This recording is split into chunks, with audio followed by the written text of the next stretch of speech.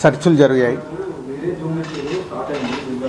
So ఈ సెర్చ్ల విచిత్రం ఏంటంటే మీడియా వాళ్ళందరూ ఛానల్స్లో కానీ సోషల్ మీడియాలో కానీ నేను సెలబ్రిటీని కాబట్టి ఎన్నో సెర్చ్లు జరుగుతున్నా సో నా న్యూసే మీకు క్యూరియాసిటీ ఉంది కాబట్టి మీడియాకి కానీ మీ మీడియా ద్వారా సొసైటీకి కానీ సో దానికి మీరు ఎంత ఫోకస్ చేస్తున్నారో 4 రోజుల నుంచి మీడియా ద్వారా చూస్తూనే ఉన్నాం.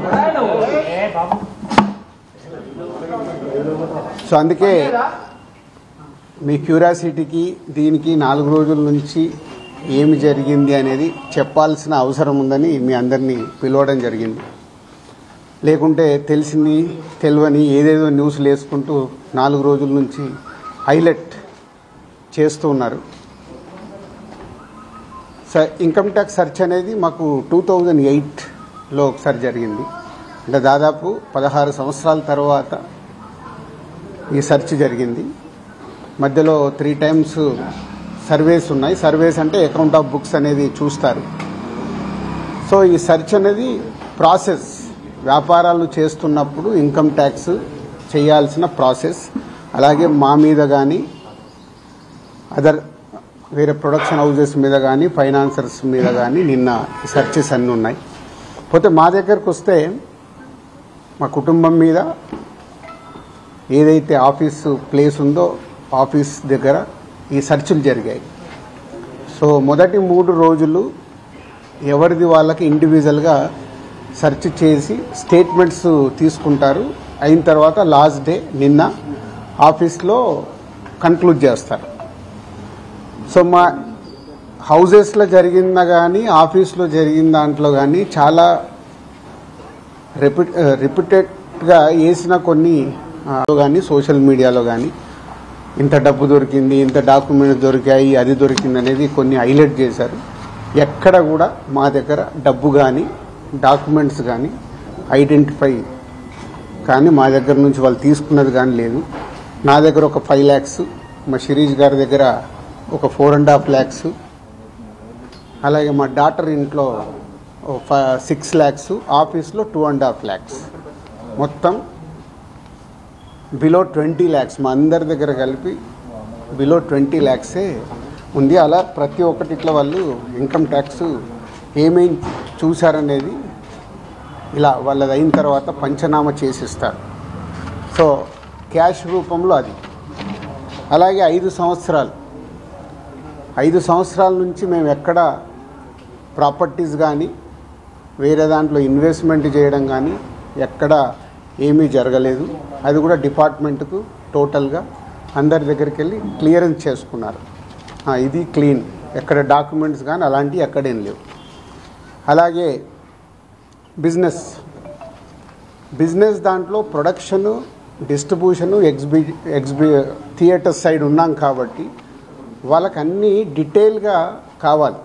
డీటెయిల్ అంటే ప్రొడక్షన్ ఎలా జరుగుద్ది, ప్రొడక్షన్లో 24 crafts ఉంటాయి. ఆ 24 craftsలో లావాదేవీలు ఎలా ఉంటాయి ఒక్కొక్క సినిమాకి. సో ఆ డీటెయిల్స్ అన్నీ వాళ్ళు తీసుకోవడం జరిగింది.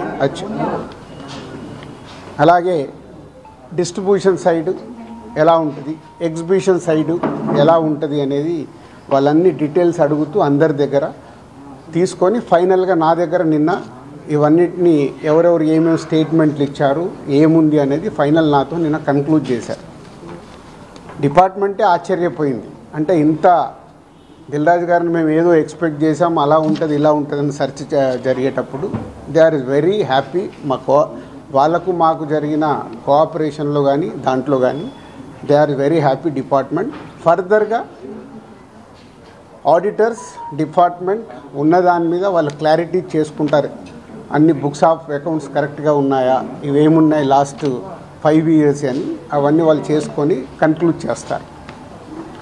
ఇదైపోతే మా మదర్ది అమ్మకి 19th రోజు కాఫ్ కోల్డ్ ఎక్కువైంది.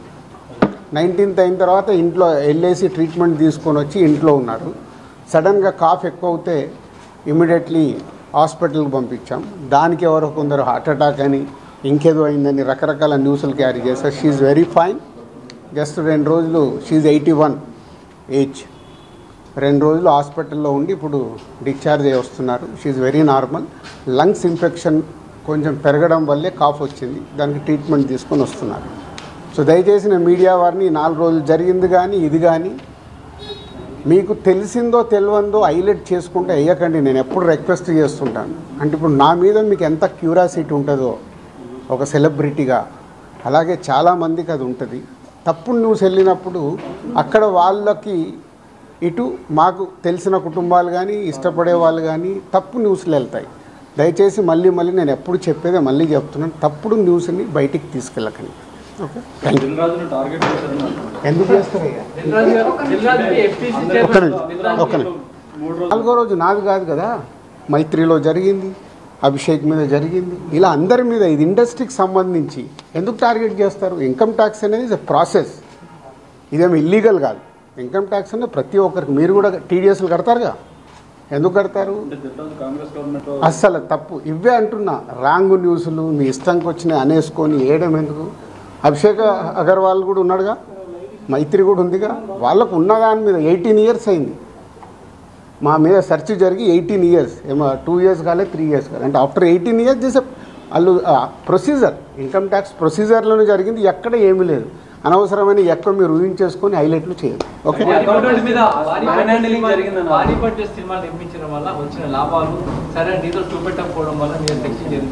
నా దగ్గర కాదండి, మొత్తం జరిగితే మళ్ళీ మీ దగ్గర అంటారేంటి? సో అన్నీ జరుగుతాయి, ఇట్స్ ఎ ప్రాసెస్. ఇందాక చెప్పాను కదా, 24 క్రాఫ్ట్స్కు ఎలా స్పెండింగ్ చేస్తున్నారు. ఇప్పుడు మా గేమ్ చేంజర్ ఇంత బడ్జెట్ అయింది, ఎలా స్పెండ్ చేస్తున్నారు. They want all accounts. మేము క్లీన్గా ఉండొచ్చు, తీసుకున్నోడు ఉండకపోవచ్చుగా. సో మా దగ్గరికి వెళ్ళి అన్ని డీటెయిల్ తీసుకొని ఎవరెవరికి వెళ్ళాయో వాళ్ళ ద్వారా చెక్ చేస్తారు. ఎందుకంటే TDS, GST, so many process ఉంటాయి. అంతేగాని ఎక్కువ ఊహించేసుకుంటున్నారు, ఏం లేదని. హైలైట్స్ దాంట్లో ఉండకుండా కొంచెం బయటికి రండి అని నా రిక్వెస్ట్.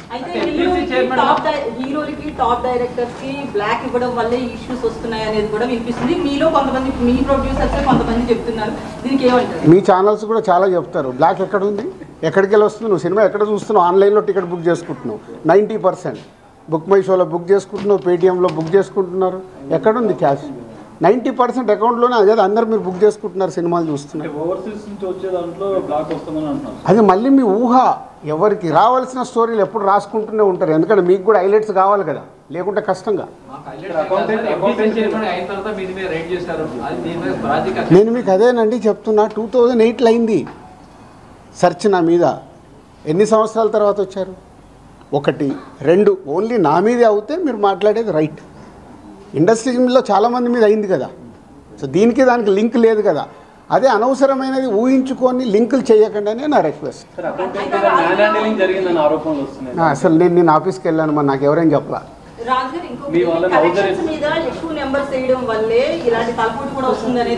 అది మొత్తం ఇండస్ట్రీ అంతా కలిపి మాట్లాడతాం, అది నేను ఇండివిజువల్గా మాట్లాడకూడదు. అలాంటి ఏదైనా ఉంటే కరెక్ట్ చేయాల్సిందే, ఇండస్ట్రీ తరఫున కరెక్ట్ చేయాలి. 22 నుంచి మీరు ఐటీ ఫైల్స్ చేశారా సార్? ఎవ్రీ ఇయర్ ఉంటుంది. 22 నుంచి అంటే ఎవ్రీ ఇయర్ ఉంటుంది. అదే 22, 23 వరకు అసెస్మెంట్స్ అయిపోయాయి. 30% స్లాబ్లోకి ఎంటర్ అయ్యారు కదా, దానికి సంబంధించి కూడా క్లియర్ ఉందా? ఏంటది? ₹1 దాటితే ఐటీ అన్నదాన్ని మీరు ఎక్కడున్నారండి బాబు? నా కంపెనీ టర్న్ ఓవర్ ఎంత? 30% గురించి మాట్లాడతామండి. హైలైట్ టర్న్ ఓవర్ నా కంపెనీది. ఎప్పుడో 2008లోనే నా సర్వే అయిందంటే అప్పుడే ఎంటర్ అవుతేనే కదా అవుద్ది. అయితే ఫిల్మ్ ఇండస్ట్రీలో రైట్స్ జరగడం కూడా ఒక ప్రెస్టేజ్ ఇష్యూగా కొంతమంది చూస్తున్నారు, డైరెక్టర్లు, హీరోలు, వీళ్ళంతా. దీనికి ఏమంటారు మీరు? అంటే ఇన్కమ్ ట్యాక్స్ వాళ్ళు అదే అంటారు, సార్ మేము వచ్చినామంటే మీరు పెద్దోళ్ళు అని. సో మీ మీద కూడా చేయించుకోరు, మీరు ఫాస్ట్గా పెద్దోళ్ళు అవుతారు. సార్ మీ సిబ్బందిని కూడా హౌస్ అరెస్ట్ చేశారన్న అది న్యాచురల్. అంటే హౌస్ అరెస్ట్ అంటే ఇప్పుడు నేనున్నాను 3 రోజులు, మేము వీడియోలు తీస్తున్నాం, నేను ఎక్కడికైనా వాకింగ్ చేస్తాను, బయటికి వెళ్ళనివ్వరు. కమ్యూనికేషన్ కాకుండా వాళ్ళకి కావాల్సిన ఇన్ఫర్మేషన్ తీసుకోవడానికి అందరినీ డిఫరెంట్లో ప్లేస్లో పెట్టి ఫైనల్గా కంక్లూడ్ చేస్తారు. ప్రొడక్షన్ టైంలో జరిగిన లావాదేవీలు, తర్వాత మీ సినిమా రిలీజ్ అయినాక వచ్చిన లావాదేవీలు, వీటన్నిటిని అడగడం జరిగింది. అది ఆటోమేటిక్ అండి, అది ప్రాసెస్. వాళ్ళకి అదే అవగాహన చేసుకోవడానికి. సినిమా క్యాష్ ఉన్న బ్యాంక్కి వెళ్ళి డ్రా చేసే పెడతారు. సో వాళ్ళకి డౌట్స్ ఉంటాయి. డౌట్స్ ఉన్నప్పుడు క్లారిఫై చేయాల్సిన రెస్పాన్సిబిలిటీ మాదే కదా. సో అలా ఒక్కొక్కటి ప్రొడక్షన్ ఏంటి, డిస్ట్రిబ్యూషన్ ఏంటి, ఎగ్జిబిషన్ ఏంటి, ఎలా ప్రాసెస్లో ఉంటాయి అన్నీ ఎక్స్ప్లెయిన్ చేస్తూ వచ్చాను. మీ దగ్గర 5 lakhs rupees అని అన్నారు, శిరీష్ గారి దగ్గర 4.5, at the same time Hanshitha గారి ఇంట్లో 6.5 lakhs. 6.5 lakhs. టోటల్ కలిసి 20 లక్షలండి. క్యాష్ రూపంలో మా ఫ్యామిలీలో కానీ ఆఫీస్లో కానీ 20 lakhs. అది దానికి కూడా ఇది అన్అఫీషియల్ కాదు, ప్రతి ఒక్కదానికి ఇట్లా డాక్యుమెంట్ ఇస్తారు. ఇది 5,50,000 గోల్డ్ ఉంటుంది. ఏ లిమిట్లో ఉండాలో ఆ గోల్డ్ కూడా ఉంది అందరిది. యాజ్ పర్ రూల్ ప్రకారం ఎవరి దగ్గర ఎంత ఉండాలో అంతే ఉంది. మెయింటైన్ అంటే మేము రెస్పాన్సిబుల్ పర్సన్ కదా, ఏది మేము తప్పులో ఉండకూడదుగా. అంటే రైట్స్ జరగడం కూడా మీరు ఎంత క్లియర్గా ఉన్నారనేది తెలుస్తుంది కదా. ఇగో నా వైఫ్ 77 లక్షలు. సో ప్రతి ఒక్కటి ఇట్లా ఇస్తారు వాళ్ళు డాక్యుమెంట్, పంచనామా చేసి ఇచ్చేసి వెళ్తారు. అందరికి క్లీన్గా ఉన్నాయి. అయితే ఎన్ఆర్ఐ నుంచి పొలిటీషియన్స్ నుంచి కొంత బ్లాక్ మనీ రావడం, దాన్ని ఎక్కువగా ఫిల్మ్ ఇండస్ట్రీలో పెట్టడం ఇలాంటివి జరుగుతాయి అంటారు కదా, దీని గురించి నాకు ఇప్పి రాదు, నేను తీసుకుంటా. మరి తక్కువ ఇంట్రెస్ట్లో ఇప్పి ఎక్కువ ఇంట్రెస్ట్లో కడుతున్నాను నేను. సంక్రాంతికి వస్తున్న సినిమా మీద ఏపీ హైకోర్టులో ఒక పిటిషన్ అవన్నీ జరుగుతూనే ఉంటాయి. ఎంతసేపు నెగిటివ్ పాజిటివ్ మాట్లాడు, అవన్నీ ప్రాసెస్లో జరుగుతుంటాయి. ఎందుకు వేసారు, ఏది ఆగదుగా, ప్రాసెస్ అది జరుగుతుంది. ఓకే, ఏం చెప్పాలి, అయిపోయింది, మొత్తం తీసుకున్నారు. థర్డ్ రోజు వచ్చి కలవమన్నారు. ఈ లోపల చెక్ చేసుకుంటారు, ఆడిటర్ వెళ్ళి మాట్లాడతాడు. థర్డ్ రోజు వెళ్ళి నేను కలుస్తాను. నెక్స్ట్ అయిపోయింది చెప్పినా కదా మొన్నే 2025 స్టార్ట్ అని. సంక్రాంతి వస్తున్నాం, స్టార్ట్ అయింది కదా. ఎలా సూపర్ హిట్లు కొట్టాలనేది మన పని, అదే మొదలు పెడతాం. ఓకే.